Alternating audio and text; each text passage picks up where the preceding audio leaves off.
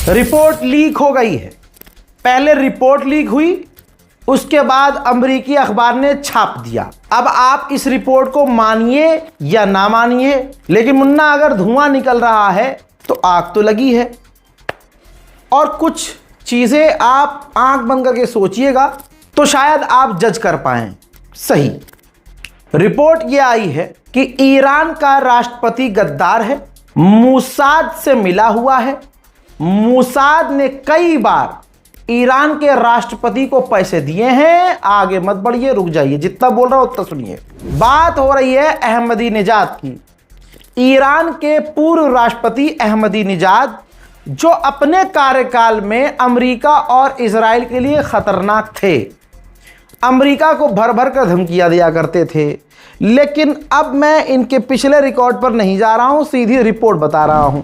ये छप गई रिपोर्ट अमेरिका के अखबार में, ये रही द न्यूयॉर्क टाइम्स। हमने इसको वेरीफाई भी किया है, कई जगह वेरीफाई कर लिया हमने। ये रिपोर्ट ईरानियन इंटेल तक पहुंच चुकी है। ईरान की गवर्नमेंट को पता है, लेकिन ईरान इसको एक्सेप्ट नहीं कर सकता।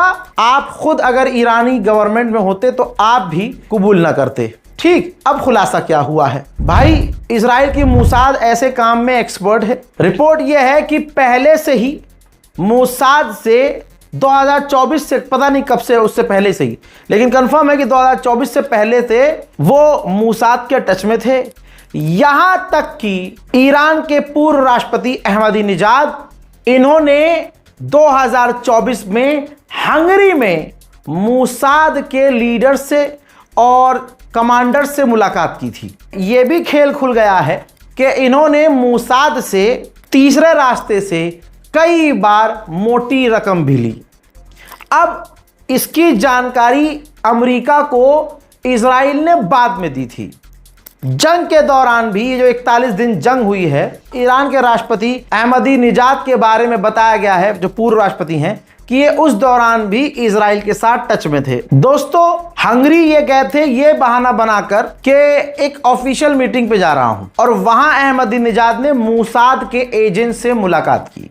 यहां तक कि जब ईरान पर हमला हुआ, तब तक अहमदीनेजाद को पूरी तरह से इजराइल अपने पाले में ले चुका था। ऑब्वियसली 1 रुपया भी पकड़ लिया तो आदमी तो फिर सामने वाले की बात मानेगा ही मानेगा।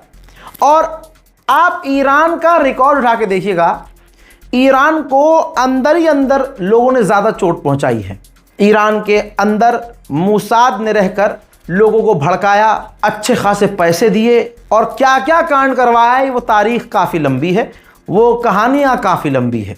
लेकिन यह कितना खतरनाक कांड है, और मोसाद इस चीज में माहिर है। CIA दूसरे एजेंसियों से ज्यादा खतरनाक ऐसे काम मोसाद करता है।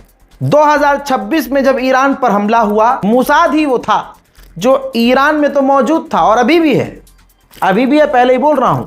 तो खबर यह है कि जब ईरान पर हमला किया अमेरिका ने, तो अहमदीनेजाद को कुछ ना हो जाए, इसलिए मोसाद ने ईरान के अंदर ही रहते हुए अहमदीनेजाद को एक सेफ हाउस में ट्रांसफर कर दिया था।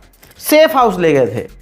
क्यों? उनको क्यों प्रोटेक्ट कर रहा था भाई? डील हो चुकी थी, और डील ये थी कि ईरान के सुप्रीम लीडर को हटाकर, वहां की सरकार गिराकर अपना आदमी बिठा दिया जाएगा, यानी अहमदीनेजाद को बिठा दिया जाएगा एज अ राष्ट्रपति। कितना खतरनाक खेल था। जंग के दौरान एक खबर आई, जिसको मुझे याद है कि मैंने ब्रेक किया था और बताया था कि पूर्व राष्ट्रपति अहमदीनेजाद को भी कत्ल करने की कोशिश इजराइल ने की है। ये उसी से जुड़ा एक अपडेट है कि जंग के दौरान इजराइल ने जानबूझकर इनके घर के आसपास हमला किया, ताकि इनके घर के आसपास IRGC और ईरान की जो फौज तैनात है वो मारी जाए और इनको वहां से मोसाद निकाल ले। यहां तक कि वो कामयाब हुआ और ईरान के पूर्व राष्ट्रपति अहमदीनेजाद के घर के आसपास बमबारी कर दी और वहां की सिक्योरिटी खत्म हो गई। और मोसाद के एजेंट जो ईरान में थे, तेहरान में, वो एक प्राइवेट कार लेके आए और अहमदीनेजाद को अपनी गाड़ी में डाला। ईरान के अंदर ही मोसाद ने जो अपना सेफ प्लेस बनाया था वहां ले गए। इसके बाद पता नहीं क्या हुआ, रिपोर्ट में ये लिखा है, वैसे ही बता रहा हूं जो लिखा है। रिपोर्ट में ये लिखा है कि नहीं पता क्या हुआ, लेकिन ये इजराइल के सेफ हाउस में जो ईरान में था उसमें गए तो थे, लेकिन वो रुके नहीं वहां और खुद ही वहां से निकल लिए, भागे, बच के भागे, या फिर उनको बता के किसी स्ट्रेटेजी और प्लानिंग से वहां से निकले, लेकिन निकल गए। उसके बाद अपडेट ये है कि IRGC को भनक चल गई कि अहमदी निजाद गद्दार हैं, तो अहमदी निजाद को हाउस अरेस्ट कर लिया गया IRGC के द्वारा। शायद यही वजह है कि इस पूरी जंग में बड़े बड़े जो कांड हुए, सड़कों पर जनाबे अली लरीजानी जैसा आदमी जो इजराइल के डायरेक्ट निशाने पर था और पता था लरीजानी को कि इजराइल मार देगा, तब भी वो सड़क पर आए, ठीक, और फिर बाद में हुआ ये कि उनको शहीद भी किया गया। लेकिन ऐसे कई सेंसिटिव जगहों पर पूर्व ईरान के राष्ट्रपति अहमदी निजाद सामने नहीं आए। एक दो बार वो सामने आए, उसके बाद वो नहीं आए। कहा जा रहा है इसकी पीछे की वजह यह है कि IRGC ने उन्हें हाउस अरेस्ट कर रखा है।